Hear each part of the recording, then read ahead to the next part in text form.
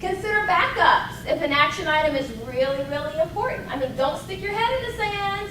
I mean, you know, if you're like, oh my God, if I give it to Susan, I'm not going to be able to sleep at night, okay? Because I know she's not going to get it done. If you have significant concerns, consider a backup. Or maybe there's a skill set or a training issue. You might say, well, you know, I know you're a little newer with this. Would you feel comfortable if Mike kind of helped you through that? How about we assign both of you to tag team? Would that be okay with both of you? So don't be afraid to do that either. And then, of course, you want to reward positive behavior. Whatever you're rewarding is what you're going to see continue. So if people are consistently completing those action items, reward people. Call them by name. I think as Dale Carnegie says, everybody's favorite word is their name. They like hearing it.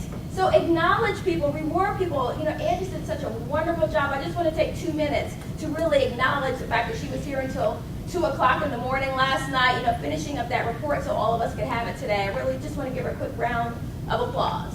Okay? So consider doing that. You also want to be sure that you write the action item very visibly so that everybody can see it, and use the steps that I talked about earlier. And then invariably someone will say, well, what if you're on a conference call? Conference call, trickier. But if you're on a conference call, what you want to do is you want to repeat it for whoever is scribing.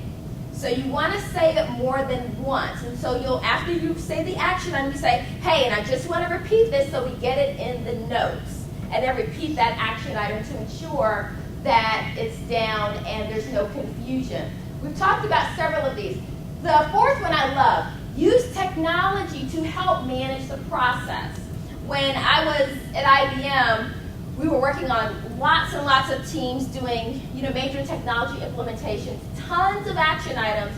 We actually kept an action item database, and we kept it using software. I think we were using eRoom at the time. Anybody use eRoom, something like that? It's like a collaborative workspace. One of the things I loved about it was it had this feature that I call virtual nagging. Because don't you feel like you're nagging people all the time? Like, what's the status? Are you done with it? When are you going to get it? I hate that. So I loved using the technology so I didn't have to do it. So the way it would work is you would log in all the action items. You'd have the action item number, whatever the task is, who owns it, and then it would automatically have their email address because you have that information logged in there. And so it was kind of like eBite, where it would send them a reminder like 3 days before, then it sent a reminder like 2 days before. And of course you can toggle that because you don't want to completely harass them. But certainly I love that fact. We would log it once, and then it would send them a reminder and say, hey, action item number 72 is assigned to you. Please send your update. It's due in 72 hours. Okay? So use that. If you can use anything like that to help offload you, it's great. And then with that, don't turn into a secretary. Don't take responsibility for uploading other people's action items or updating their action items. Once they accept their action item, the ground rule should be it's their responsibility to go into the spreadsheet or go into the database and update that status.